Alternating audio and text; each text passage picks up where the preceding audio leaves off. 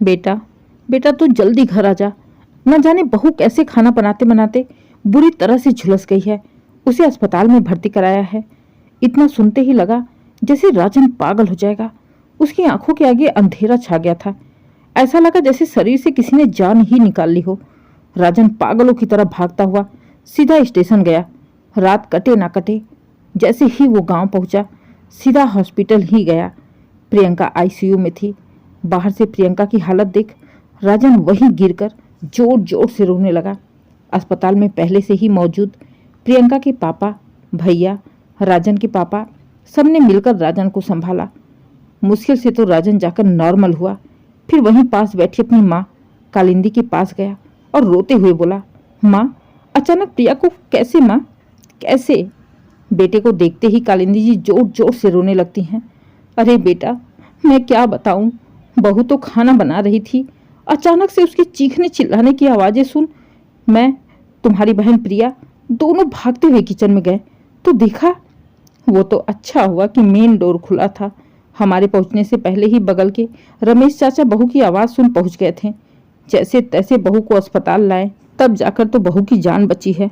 बाकी भगवान जाने, डॉक्टर ने तो अभी तक कुछ कहा नहीं है। माँ की बात सुन राजन वहीं रोने लगा।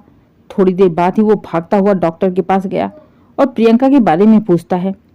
डॉक्टर राजन की हालत देख उसे ज़्यादा कुछ नहीं बताते हुए बस इतना ही कहती है कि आप परेशान मत होइए, थोड़ा टाइम लगेगा, लेकिन आपकी पत्नी बिल्कुल ही ठीक हो जाएंगी।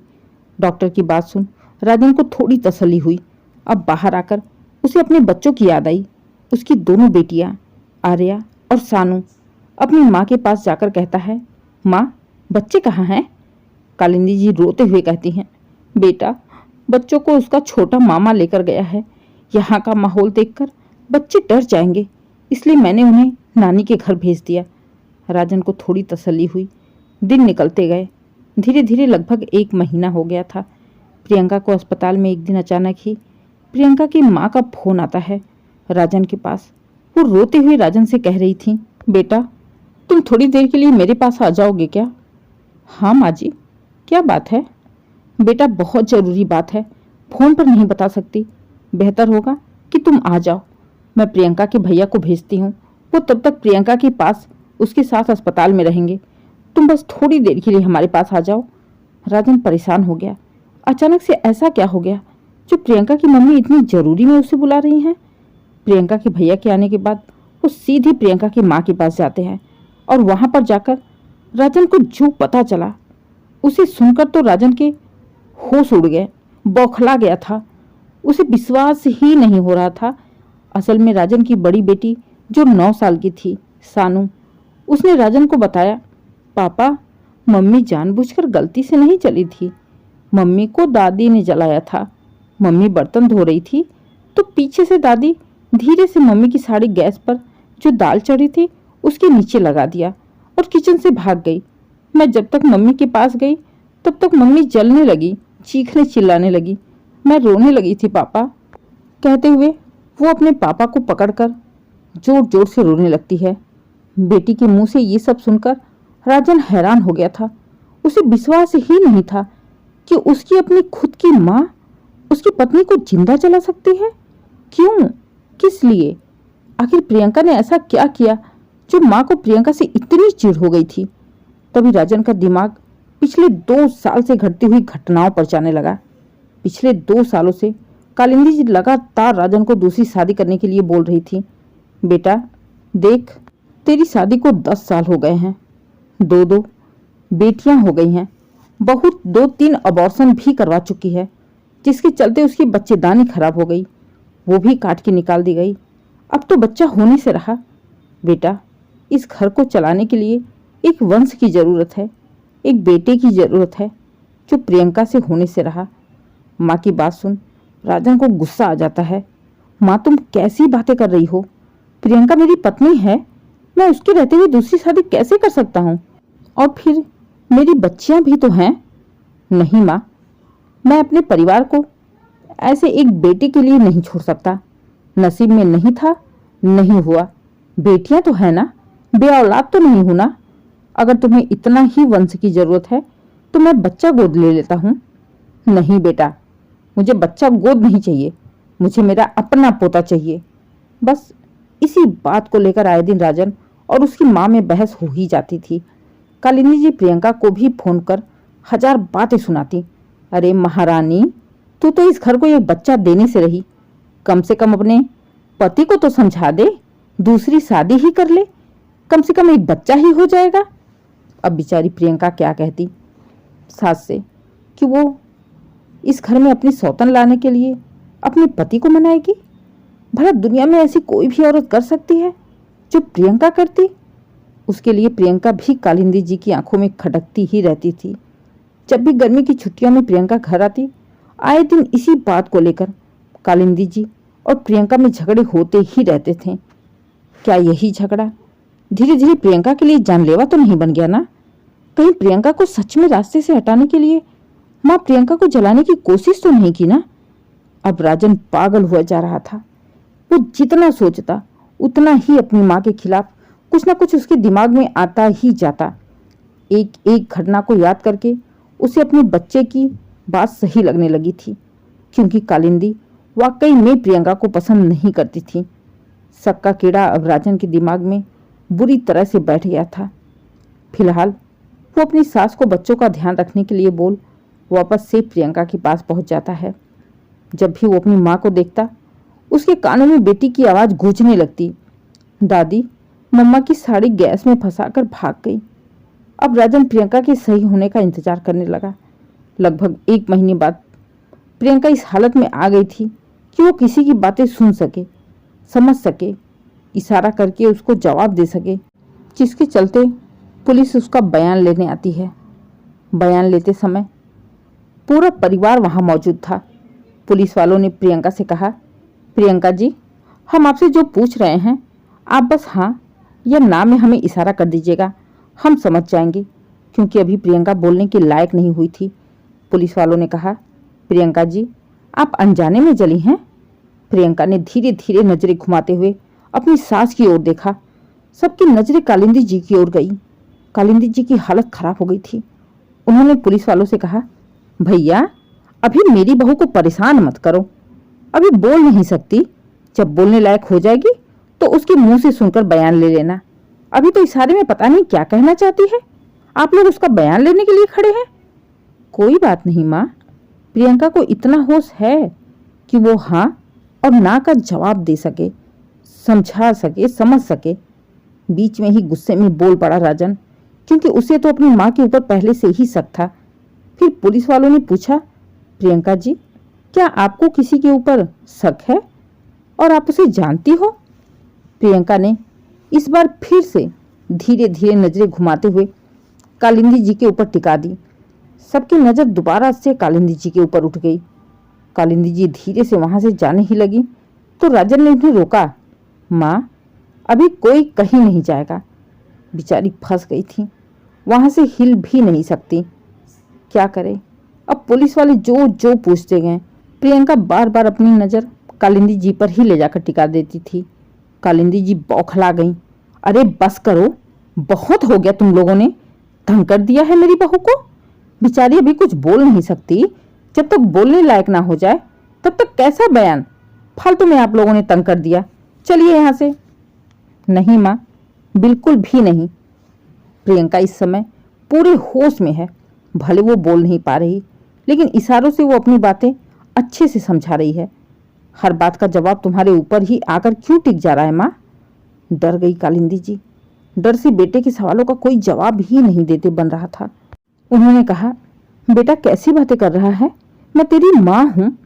हाँ माँ, तभी तो पूछ रहा हूँ, आखिर बार बार प्रियंका आपकी ओर इशारा क्यों कर रही है? बेटा, अब ये तो बहू ही बताएगी ना, मैं कैसे बता सकती हूँ? बहू जाने मुझसे क्या कहना चाह रही है और तुम लोग गलत समझ रहे हो। हंसने लगा था राजन माँ की बात सुनकर। वाह माँ वाह, कितना ड्रामा करती हो। अब तो सब कुछ साफ हो गया है। अब तो मान जाओ कि तुमने जानबूझकर प्रियंका को जलाया है। अरे बेटा, तू कैसी बातें कर रहा है? मैं तेरी माँ हूँ। अपनी माँ के बारे में ऐसी बातें करते हुए तुझे शर्म भी नहीं आई? कैसी शर्म माँ? तुम्हें अपनी बहू को जलाते हुए शर्म नहीं आई? वाह बेटा वाह, मैंने कितनी बार कहा कि बहू खाना बनाते हुए जल गई थी, लेकिन मेरी बात तो तुम लोगों को समझ में ही नहीं आती ना। क्यों माँ, क्यों? ऐसा कौन सा खाना बना रही थी प्रियंका जो जल गई? प्रियंका ने कोई नया खाना बनाने तो नहीं सीखा था। पिछले 10 साल से वो लगातार खाना बना रही है तुम्हारे पास। अचानक से कैसे जल गई? और तुम तो पूरी जिंदगी खाना बनाते हुए आई हो। तुम तो कभी नहीं जली, प्रिया कभी नहीं जली, तो तुम्हारी बहू कैसे जल गई माँ? तो तू कहना क्या चाहता है? तेरी माँ ने उसे जलाया है? तूने अपनी आंख से देखा है मैंने बहू को जलाया? हाँ माँ, देखा है, लेकिन मैंने नहीं। इंस्पेक्टर साहब, मैं आपको एक और गवाह देता हूँ जिसने अपनी आंखों से इन्हें प्रियंका का पल्लू गैस पर रखते हुए देखा है। इतना सुनते ही कालिंदी जी का चेहरा एकदम सफेद हो गया, हाथ पांव कांपने लगे थे। कौन है बेटा? राजन बाहर जाता है और अपनी बड़ी बेटी सानू को लेकर आता है। सानू को देखते ही कालिंदी जी घबरा जाती हैं और भागते हुए राजन के पास जाकर कहती हैं, अरे बेटा शर्म कर, बच्ची को क्यों घसीट रहा है इस सब में? माँ प्लीज, मुझसे और मेरी बेटी से आप दूर रहो, मुझे आपके ऊपर बिल्कुल भी भरोसा नहीं है। कहते हुए राजन ने सानू से वही सारी बातें दोबारा पुलिस वालों के सामने भी कहवाई जो उसने राजन को बताई थी। सारे सबूत कालिंदी जी के खिलाफ हो गए थे। कालिंदी जी जैसे बौखला सी गई थी। वो अपने पति की ओर देखकर कहती हैं, आप तो कुछ कहिए, आपका बेटा जाने पागल हो गया है, अपनी माँ को ही जेल भेजने के लिए तैयार है। कम से कम आप तो कुछ कहो ना। अरे तू कैसा नालायक बेटा है, अपनी माँ को जेल भेजते हुए तुझे शर्म नहीं आ रही है? नहीं आ रही माँ, बिल्कुल भी शर्म नहीं आ रही है। और तू कैसी माँ है? माँ, तुमने अपने बेटे की खुशी, उसका परिवार, उसकी पत्नी को जिंदा जला दिया। माँ, ये सब तुमने पोते के लिए किया ना? उसकी क्या गारंटी थी कि मैं तुम्हारे कहे अनुसार दूसरी शादी कर लेता तो उससे मुझे लड़का ही होता? अगर उससे भी लड़कियां होती तो क्या करती माँ? उसे भी जला देती प्रियंका की तरह? माँ, ऐसा करते हुए तुम्हारी आत्मा नहीं कांपी?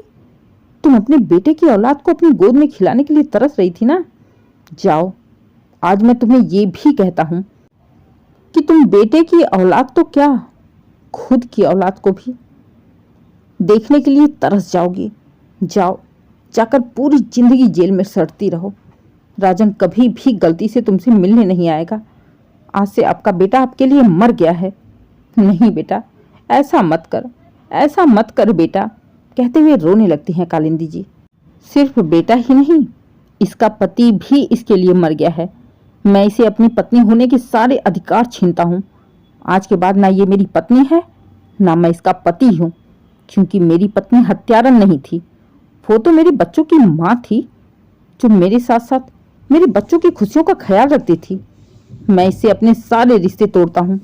जो अपनी बहू को जिंदा जला सकती है, उसका क्या भरोसा कल को किसी और को जला दे। नहीं जी नहीं, ऐसा मत बोलिए, मुझे माफ करिए, मुझसे गलती हो गई। कालिंदी, माफी की भी एक हद होती है। माफी भी एक हद में की जाने वाली गलती के लिए होती है। किसी को जिंदा जलाने की कोई माफी नहीं होती है, उसके लिए सजा होती है, सजा। जो काम तुमने आज किसी और की बेटी के लिए किया है, अगर वही काम भगवान न करे तुम्हारी बेटी के साथ होता तो तुम क्या उसे माफ कर देती? जाओ, पूरी जिंदगी जेल में सड़ती रहो, तरस जाओगी किसी को देखने के लिए। मुझे नहीं लगता घर का कोई भी सदस्य तुमसे जेल में मिलने भी जाएगा। तुमने 2 छोटे छोटे मासूम बच्चों को अनाथ करने की कोशिश की है। तुम्हारी गलती की कोई भी माफी नहीं है। चलो बेटा, इस पापिन के पीछे अपना टाइम बर्बाद करने की जगह बहू पर ध्यान देते हैं, उसे जल्दी ठीक करने की कोशिश करते हैं। कहते हुए राजन के पापा राजन को लेकर और प्रियंका के पापा को लेकर प्रियंका के पास चले जाते हैं। आज प्रियंका के पापा को भी अपने दामाद के ऊपर गर्व हो रहा था कि राजन जैसा दामाद अगर उनकी बेटी के साथ है तो उनकी बेटी का कभी भी बुरा नहीं हो सकता। इधर कालिंदी जी रोती रहीं, चीखती रहीं, चिल्लाती रहीं, अपनी गलती की माफी मांगती रहीं, लेकिन उनकी आवाज किसी ने भी नहीं सुनी। जहां तक कि उनकी बेटी, उसकी भी हिम्मत ना हुई कि वो अपनी माँ को माँ बोल सके। चुपचाप वो भी सर झुकाए रोते हुए राजन की पीछे पीछे चल पड़ती है। अब कालिंदी जी पूरी उम्र जेल में ही काटती रहीं, रोती रहीं, चीखती रहीं, चिल्लाती रहीं, अपने परिवार से मिलने की जिद करती रहीं, लेकिन किसी ने भी कालिंदी से मिलने की कोशिश भी नहीं की। कुछ महीनों बाद ही धीरे धीरे करके प्रियंका भी अच्छी होने लगी थी। उसको पूरी तरह से अच्छे होने में, खुद के पैरों पर चलने में, नॉर्मल जिंदगी जीने में पूरे 1 साल लग गए। लेकिन 1 साल में राजन ने उसका बहुत ही अच्छे से ख्याल रखा था और कोई जानबूझकर भी प्रियंका के सामने कालिंदी जी की या उस समय की घटी घटना के बारे में बात भी नहीं करता था, जिससे कि प्रियंका को दुख ना हो। फिलहाल प्रियंका को खोते खोते बचा था राजन। उसे इस बात की तसल्ली थी कि कम से कम अब उसकी प्रियंका उसके सामने है, सही सलामत है। राजन सब कुछ भूलकर प्रियंका के साथ साथ अपने पापा और बहन का भी बहुत अच्छे से ख्याल रखता था, क्योंकि वो सब लोग राजन की वजह से ही कालिंदी जी से भी अपने रिश्ते ख़त्म कर लिए थे। दोस्तों, उम्मीद है कहानी आपको पसंद आई हो। ये कहानी पूरी तरह से काल्पनिक है, कृपया इसे वास्तविकता से ना जोड़ें। अगर कहानी पसंद आए, कहानी को लाइक करें, शेयर करें, चैनल को सब्सक्राइब करें और कमेंट करके ज़रूर बताइए कहानी कैसी लगी। Please subscribe.